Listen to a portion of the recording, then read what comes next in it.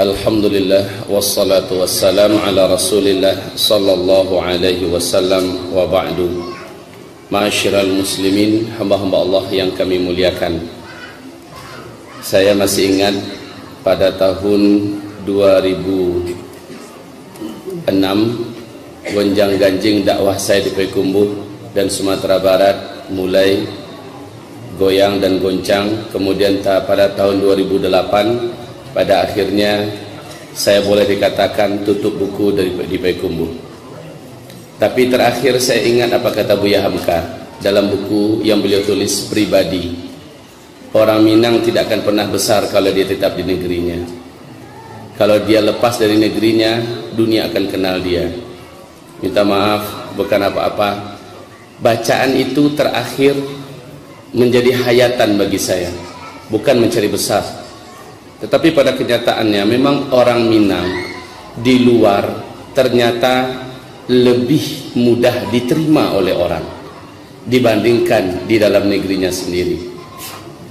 Kaum muslimin, hamba-hamba Allah yang kami muliakan, Ustadz Zulkifli yang tampil di depan Bapak Ibu sekarang saya rasa tidak asing lagi, tetapi mungkin masih dengan image yang dulu. Ini adalah Ustadz teroris.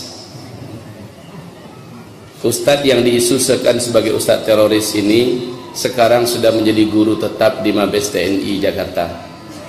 Takbir! Sudah menjadi guru di beberapa Kapolda, sudah mengundang resmi dan memberikan kajian kepada jajaran kepolisian sampai ke tingkat jenderal-jenderal di pusat. Beberapanya sudah menjadi sahabat saya. Dan dari sana bocoran banyak tentang Indonesia. Saya akan ceritakan sebentar saja. Dari tangan para pakar-pakarnya, Ustadz yang dituduh sebagai teroris sekarang telah masuk Australia, Singapura, negeri yang pantang akan mengizinkan teroris masuk. Jadi kepada, kalau masih ada yang bakat-bakat mata-mata di sini, saya sampaikan kepada yang bersangkutan, Ustadz yang dituduh sebagai teroris ini telah diterima di berbagai negara yang anti terhadap teroris dan punya intelijen tinggi, bahwa semua dusta yang Anda katakan tetap basi di bawah permukaan. Ya. Jadi hamba-hamba Allah yang kami muliakan, bahkan saya dapat pesan dari Mabes TNI, Ustaz Zul, siapa yang mengganggu antum besok kontak kami. Ini minta maaf kalau ada yang masih nuduh-nuduh saya sebagai teroris. Insya Allah dapat berhadapan langsung dengan yang paling penting di negeri ini. Hamba-hamba Allah yang kami muliakan, beberapa tokoh jenderal kita termasuk yang masih purnawirawan dan masih aktif mengabarkan tentang Indonesia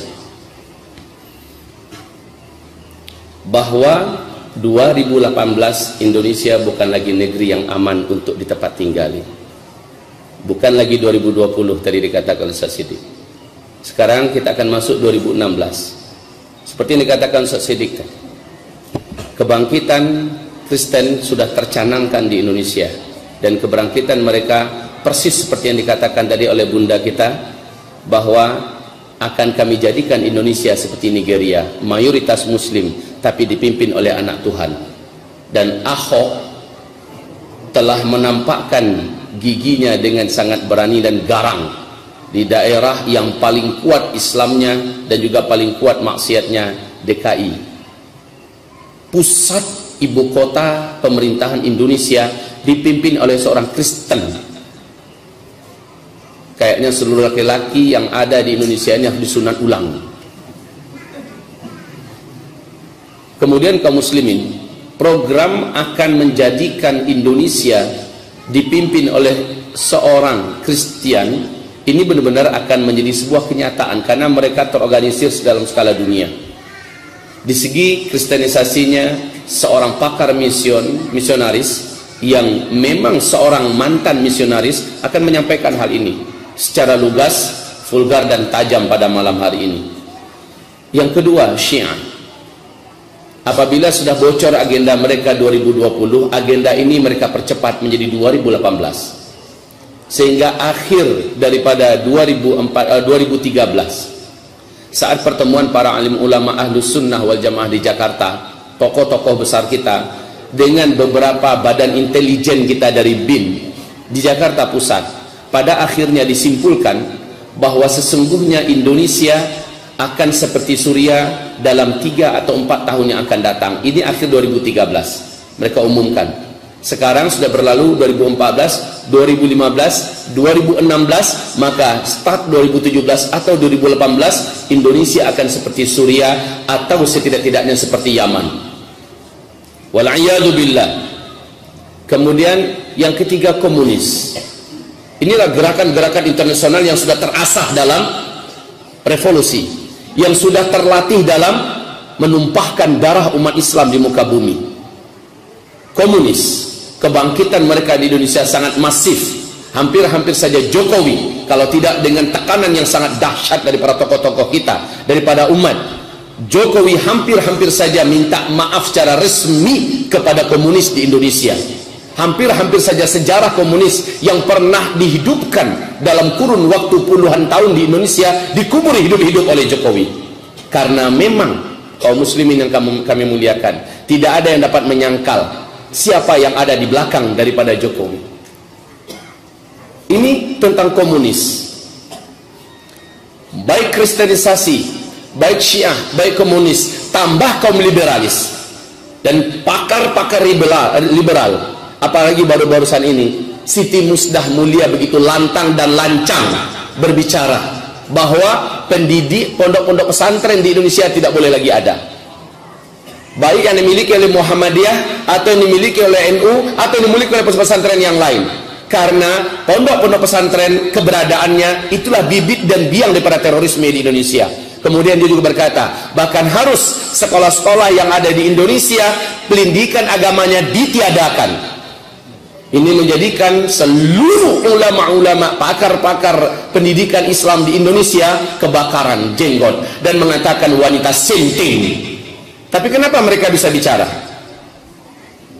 Ditambah nanti Said Akil Siraj semakin gila, makin hari makin gila.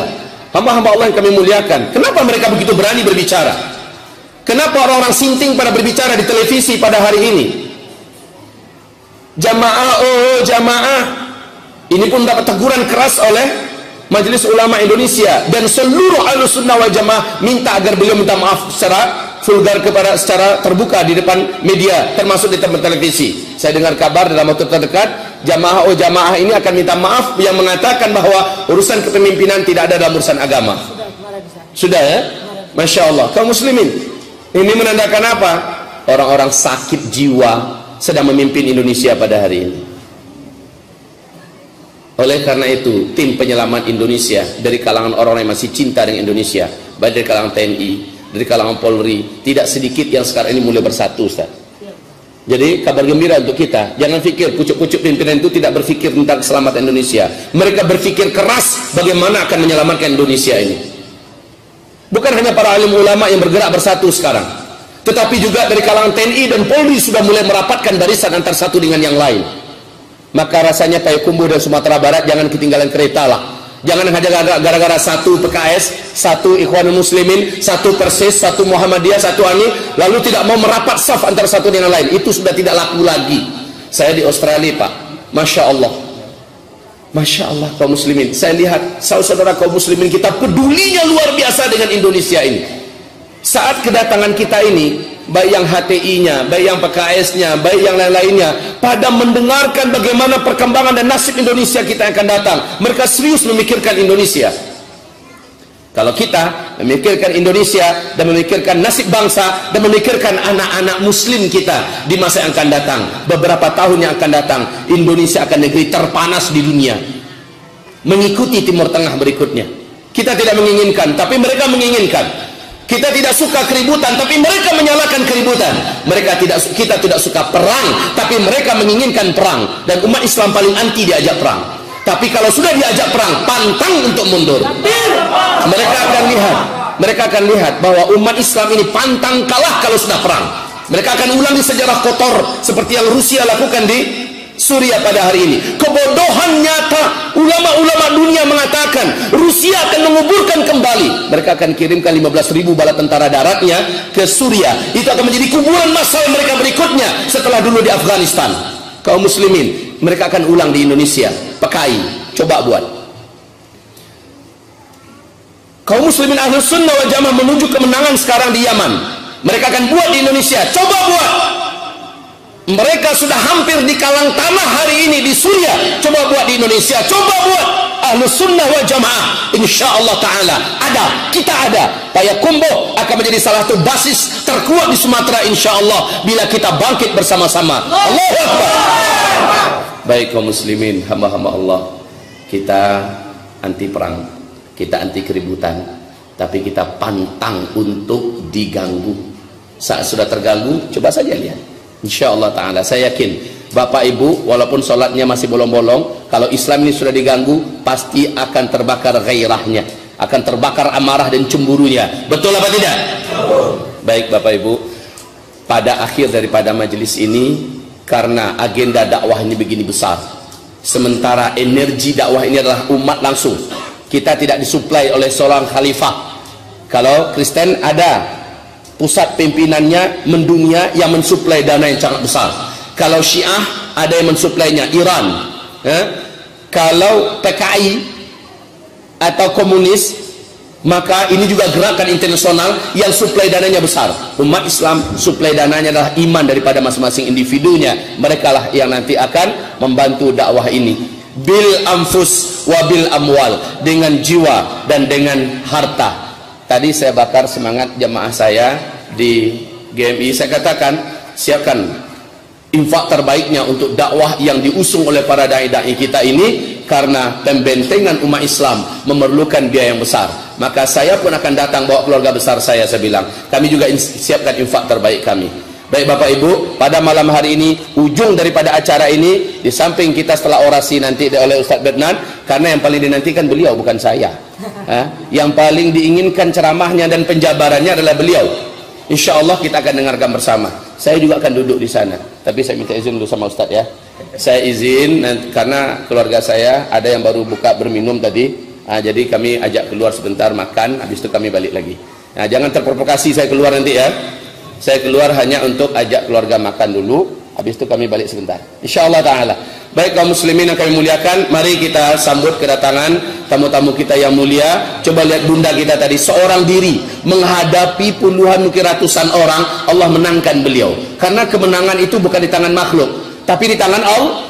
Qul ja'al haqqu wa zahaqal batil. Seorang ibu tampil di hadapan sekian misionaris atau sekian pendeta dan sebagainya, Allah tumbangkan mereka. Kebenaran adalah kebenaran. Ketika dia datang, ibarat cahaya di bawah kegelapan yang ada. Satu masjid pun, walaupun cahayanya hanya sebesar ini cahayanya, satu masjid ruangan gelap, datanglah bawa cahaya, kegelapan itu akan hilang. Qul ja'al haq wa zahaqal batil. Jazakallah khair bunda ya. Semoga Allah kekalkan orang-orang semacam bunda, juga seperti Ustaz Bednan Abdul Jabbar ya. Mari simaklah bersama-sama. Wahai hamba-hamba Allah, bukan saatnya kita lagi mau diadu domba sesama kita, bukan saatnya lagi.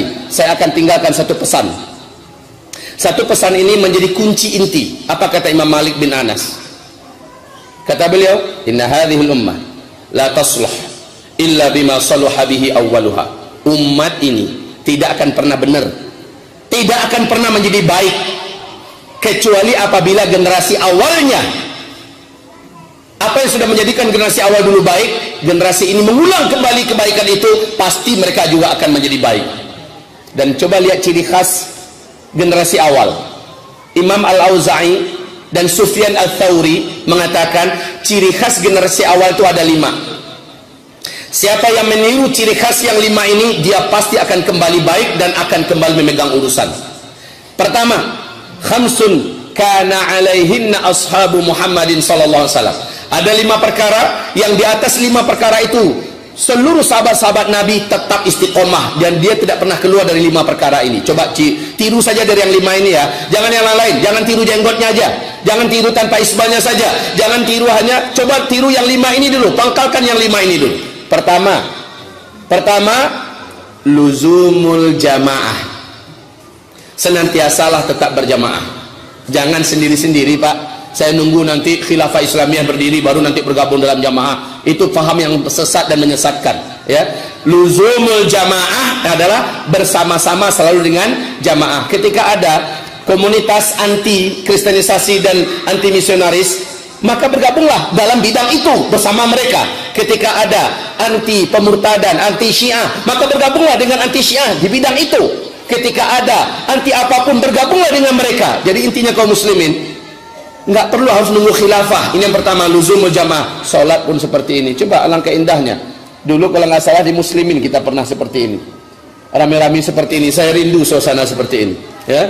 Di muslimin kami pernah seperti ini, Pak. Sampai jalanan raya, Ustaz, itu penuh, ya. Di Labu Baru itu hampir-hampir nggak ada tempat lagi, masya Allah. Sampai kaum munafikin dan orang yang rusak otaknya merusak barisan ini kaum muslimin. Kemudian yang kedua, ciri khas para sahabat. Ciri khas para sahabat itu adalah wattiba'us sunnah. Orang-orang yang mereka senantiasa ittiba'us sunnah. Jadi prinsip para sahabat adalah ittiba'us sunnah. Dan yang ketiga adalah tilawatul Quran. Nah, alhamdulillah, untuk kabar bagi Ustaz Betnan bahwa Payakumbuh sekarang biiznillah ta'ala untuk Sumatera Barat biiznillah akan dan sedang dalam proses menjadi kota Al-Quran. InsyaAllah, ya. InsyaAllah kita berdoa di Payakumbuh akan lahir para hafizin hafizat, akan lahir para muallimin dan muallimatul Quran biiznillah ta'ala. Kemudian yang keempat, ciri khas para sahabat, mereka senantiasa mudawamatud dakwah, senantiasa dakwah. Dakwah. Kerjaan dakwah bukan hanya kerjaan ustaz. Kerjaan dakwah adalah kerjaan setiap individu muslim. Asal dia muslim, wajib dakwah. Bagaimanapun caranya, pasti bisa. Dan yang terakhir adalah wal jihad fi sabilillah. Nah, ini yang terakhir ini jangan kita yang mancing-mancing, ya. Allah yang akan bukakan pintunya. Tuh musuh-musuh Islam sudah sepakat ingin menyalakan Republik Indonesia ini menjadi negara yang terpecah-pecah, dan umat Islam akan tampil kembali menjadi para peniru para sahabat. Wal jihadu fi sabilillah.